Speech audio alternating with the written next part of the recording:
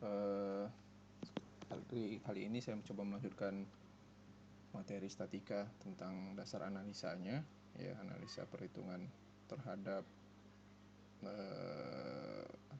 struktur sederhana lah ya, struktur sederhana dari dua tumpuan gitu, ya, dari dua tumpuan yang ada. Baik, prosedur penyelesaian soalnya nantinya dapat dilihat, kita gambar dulu force bending diagramnya ya. Jadi dari soal kita gambar bentuknya nantinya. Kemudian jangan lupa kasih perjanjian tandanya ya. Kemudian gambar gaya reaksi yang ada gitu ya. Kalau ada bahan terdistribusi merata ataupun beban terdistribusi merata, nanti kita hitung dia kembali ya. Cari dulu besar gaya resultannya dan posisinya. Kemudian hitung besar gaya reaksi di tumpuan ya. Menggunakan konsep dari sigma fx itu merupakan sigma h, sigma fy itu merupakan sigma v, kemudian sigma momen yang nilainya semua sama dengan 0 sesuai dengan hukum kesetimbangan yang telah kita sampaikan di materi sebelumnya ya. Ini analisa yang kita buat satu permodelan saja terlebih dahulu, yang bentuknya notasi bukan berbentuk angka. Nanti baru kita masuk ke dalam contoh angka gitu. Sini ada balok sederhana ya. Ada gaya itu F, kemudian ada reaksi vertikal A. Ini merupakan permisalan di awal. Kalau gaya ini kan secara kondisi sudah kita ketahui ya.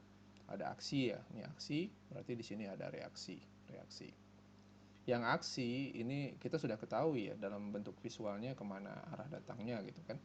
Ini bisa kita modelkan ya. Jadi ini bentuknya permodelan terlebih dahulu. Kemudian dari aksi kita ketahui ada dua tumpuan. Kita masuk pada statika dalam arti kata elemen yang tertentu, yang mana dia 3 buah reaksi yang bekerja gitu ya. Jadi nanti 3 buah reaksi itu ada reaksi horizontal, ada reaksi vertikal, yaitu ada reaksi vertikal di tumpuan A dan di tumpuan B.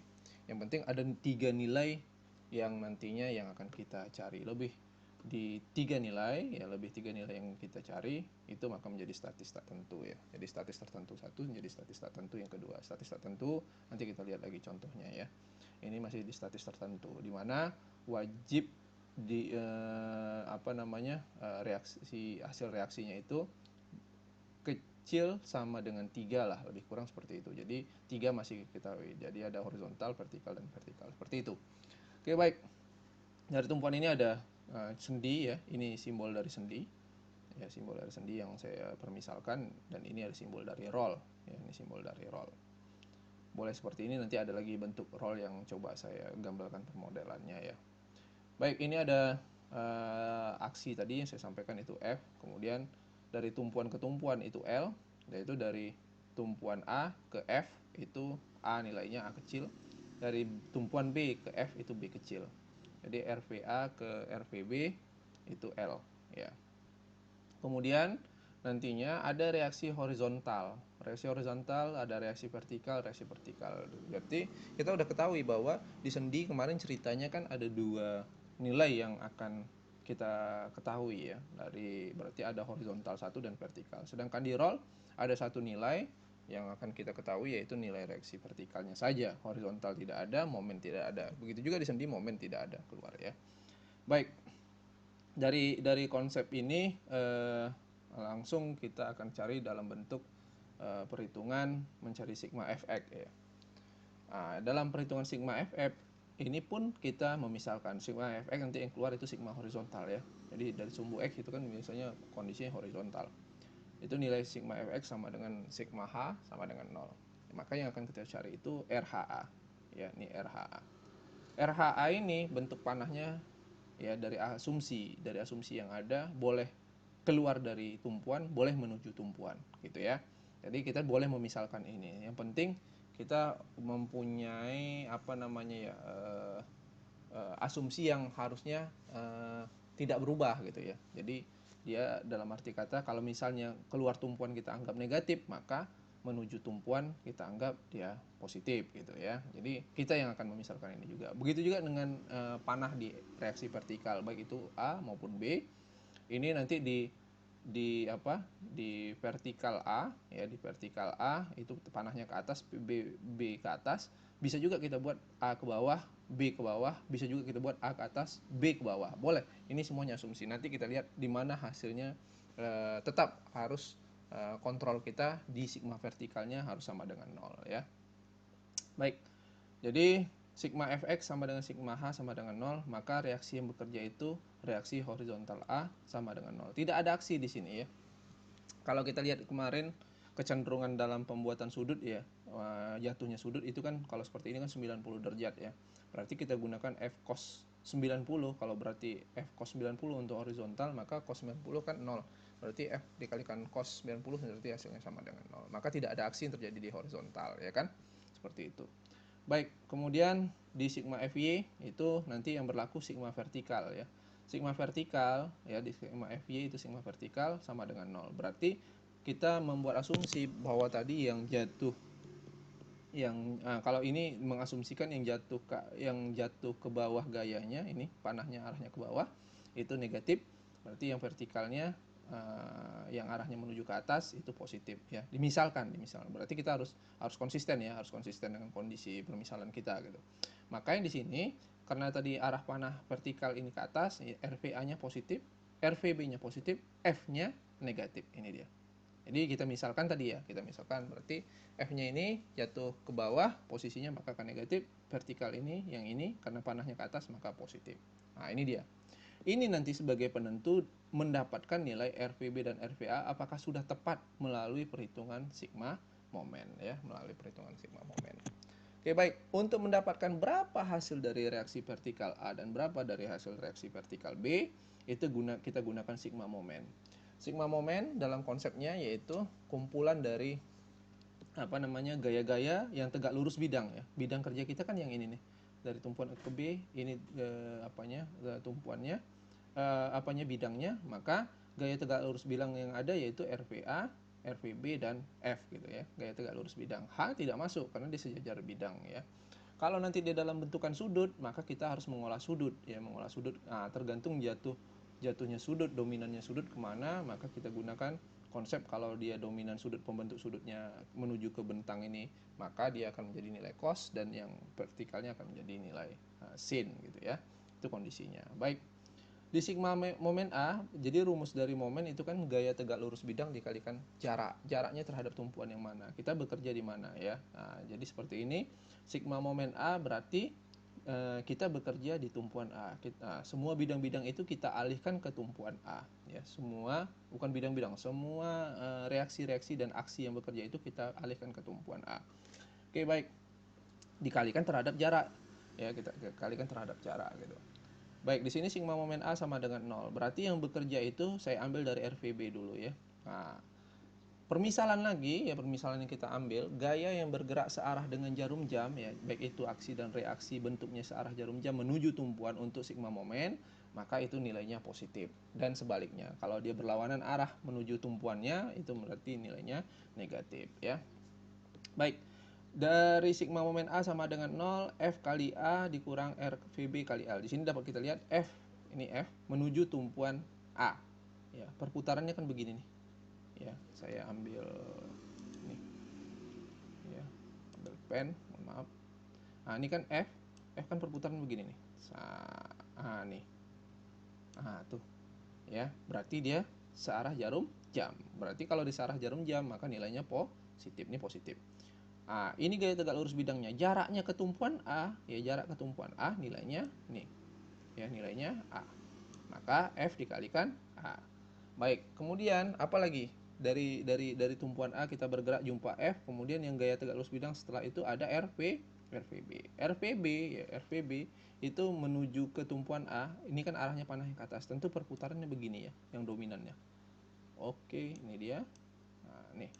Berarti dia berlawanan arah jarum jam. Berlawanan arah jarum jam di sini nilainya sama dengan negatif ya. RVB negatif nih. Nah, ini negatif. Negatif RVB dikalikan L mengapa L? Karena dari tumpuan B ini ya menuju ke tumpuan A itu nilainya sama dengan L atau A tambah B ya. A tambah B. Boleh A tambah B kita masukkan sebagai permisalan kita, sebagai analisa kita. A tambah B berarti gabungannya sama dengan nilai L ya. Baik, RVB sama dengan, jadi kita pindahkan ruasnya ya. RVB yang ini, RVB kan belum diketahui nilainya kan karena dia masih yang akan kita cari ya. RVB sama dengan, kalau F kan sudah diketahui ya, ini bisa kita, ini terukur, A kan terukur, B terukur ya, L terukur ya. Maka artinya terukur itu mempunyai nilai. Berarti RVB ya, jadi ini kita masukkan angkanya, F kali A kita pindahkan kemari. F kali A kita pindahkan kemari ya. Itu akan mendapatkan nilainya seutuhnya itu negatif ya. Negatif RVB ini tetap ya. Nah, jadi negatif ini kan kita pindahkan kemari jadi negatif F kali A. Baik, dari negatif F kali A ya, RVB masih L kali L, RVB kali L ya. L-nya itu bisa menjadi pembagi ya untuk mendapatkan, karena ini kan mempunyai nilai terukur tadi ya. Nah, baik, berarti negatif-negatifnya ya, ini negatif-negatifnya yang ada itu bisa kita coret. Maka hasilnya tetap positif. RVB sama dengan F kali A per L, atau A per L dikalikan F ya. Boleh saja, boleh seperti itu. Baik, maka dapatlah nilai apa namanya, nilai RVB, reaksi vertikal B.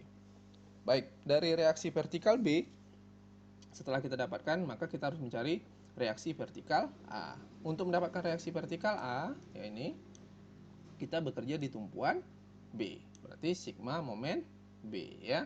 Sigma momen B sama dengan 0. Berarti kalau sigma momen B sama dengan 0 ya, berarti gaya yang akan kita lihat pertama yaitu kita lihat pergerakan kita dari tumpuan B kemari, kita jumpa F lagi. F itu ya, saya ganti warnanya. Sebentar. Saya ganti warnanya warna kuning lah. F itu ya, ini dia. F itu yang di sini menuju kemari, perputaran kan begini nih. Nah, nih ya, perputaran begini, maka dia nilainya sama dengan apa kira-kira? Berlawanan atau searah jarum jam ya. Berlawanan sebenarnya di sini menjadi nilai negatif ya. Negatif F kali B ya, negatif F kali B. Kemudian RAV ya, RAV itu dari kondisi yang ada. Ini sorry nih, ini ada kesalahan mungkin nih ya, dia ngambil mengasumsikan terbalik gitu. Nggak apa-apa, kita ambil dia ini jadi positif gitu ya. Positif mengapa positif? Karena RAV ini ketumpuan B, ini searah jarum jam. Jaraknya yang mana? Jaraknya yaitu L ya, jaraknya L. Maka dari kondisi ini negatif F kali B itu kita pindahkan ke sama dengan nolnya ya. Berarti ini tinggal RAV dikalikan L. Negatifnya hilang ya, negatifnya hilang. Nih negatifnya kalau kita pindahkan kemari kan negatifnya hilang nih ya, pindah posisi. Berarti RAV sama dengan tinggal B ya dikalikan F per L, atau posisi seperti ini, B per L dikalikan F ya. Ini sehingga dia mempunyai nilai nantinya. Terserah satuannya apa ya. Yang paling penting lagi, kalau nilai hasil yang kita dapatkan di sini positif, berarti asumsi permisalan tanda kita yang ini sudah betul. Tetapi kalau misalnya di sini dapatnya nanti negatif, hasil kita terakhir RVB-nya dapatnya negatif, maka kita jadikan nilainya positif dengan cara membalikkan tanda permisalan kita ya. Itu harus diingat. Jadi permisalan tandanya harus kita ubah gitu ya. Baik, dari kondisi ini karena hasil dua-duanya positif, berarti permisalan tanda kita sudah betul ya, permisalan tanda kita sudah betul. Baik.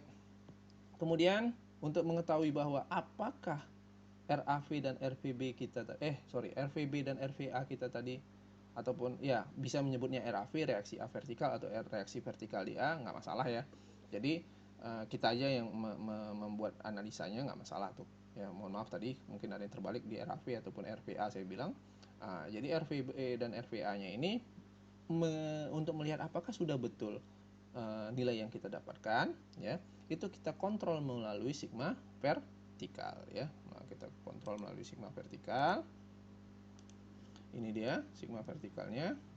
Kita kontrol di sini.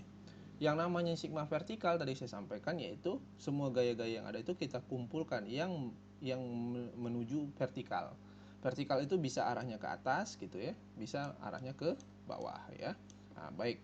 Berarti dari komponen bidang ini yang ada itu yang vertikal RVA, RVB, dan F. Nah, cuman kita lihat tadi asumsi kita udah betul ya. Asumsi kita udah betul arah panahnya, maka RVA ya, saya kecilkan lagi dari kondisinya. Berarti RVA ya, RVA ini dia berarti RVA tambah RVB ya dikurangkan F. Itu untuk kontrolnya. RVA tambah RVB tambah RVB ya. Oke, maaf, dikurangkan F. Nah, mengapa di sini F dikurangkan? Karena masalahnya F di sini tadi perlawanan arah terhadap gaya di reaksi vertikal dan reaksi vertikal A dan reaksi vertikal B. Karena ini arahnya ke atas, yang F itu arahnya ke bawah, maka dia menjadi negatif. Kita lihat hasilnya. Dia kan tadi disampaikan bahwa sigma V-nya sama dengan 0 gitu. Berarti F kali A per L ya ditambah F kali B per L. Ini kan reaksi vertikal A gitu ya. Oh sorry, ataupun dibalikkan, RVB itu F kali A per L. Nah ini dia ya, dan RVA ini dia F kali B per L. Baik, dari kondisi ini seutuhnya ya, ini kan bisa kita bulatkan menjadi seperti ini. A tambah B per L dikalikan F. Kan gitu ya. Dari ini kita masukkan ke dalam bentuk rumusan yang ini, kan sama nih. A tambah B per L dikalikan F. Berarti kalau misalnya mau kita uraikan lagi, F kali A, ini dia, per L, ditambah F kali B, ini dia, per L. Ya, tetapi kalau kita gabungkan kan bisa. Baik, seperti yang kita ketahui tadi, A tambah B itu merupakan nilai L. A tambah B ini dia. Nih, A, B itu kan panjang L. Berarti A tambah B sama dengan L. L per L itu sama dengan nilainya 1. Berarti 1 kali F nilainya F. F dikurangkan F yang ada di sini, maka nilainya sama dengan 0. Maka secara kondisi bahwa hasil kita sudah betul. Kalau kondisi seperti ini. Baik, itu untuk melihat ataupun mengecek bahwa betul nggak RVB dan RVA kita dengan hasil yang sama. Maka kita bisa kontrol melalui sigma V. Baik, setelah itu kita kan tadi kita tahu bahwa yang ada yang kita cari itu RVA, RVB, dan reaksi horizontal A. Yang reaksi horizontal A kita itu cari melalui sigma F ya, X atau sigma H. Karena di sini tidak ada gaya ya yang mengarah kepada horizontal, baik itu menuju tumpuan atau keluar tumpuannya di tumpuan sendinya, maka sigma H-nya tidak mempunyai nilai atau sama dengan 0 ya. Itu kondisinya. Baik. Nanti kita masuk kepada analisa soal ya. Baik, ini contoh kasus ya. Contoh kasus saya langsungkan saja menggunakan dua beban poin ya. Kita modelkan. Di sini ada poin 1 dan poin 2. Poin 1 dia 3 kN di arah 30 derajat gitu ya. Poin 2 kN. Ini sudut ya, sudut. Yang ini tegak lurus bidang. Tadi kita udah ketahui bahwa rumusan momen yaitu gaya tegak lurus bidang dikalikan terhadap jarak. Hitunglah reaksi yang terjadi di tumpuan A dan B, baik reaksi vertikal maupun horizontal ya.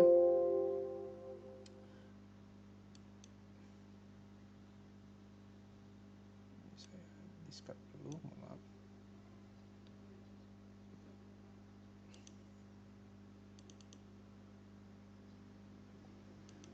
Baik, dari kondisinya ini kita akan masuk kepada sesi kedua materi ya. Sesi kedua materi akan saya jelaskan dari kasus yang ada ini nantinya di sesi kedua. Terima kasih atas perhatiannya terlebih dahulu ya. Assalamualaikum warahmatullahi wabarakatuh.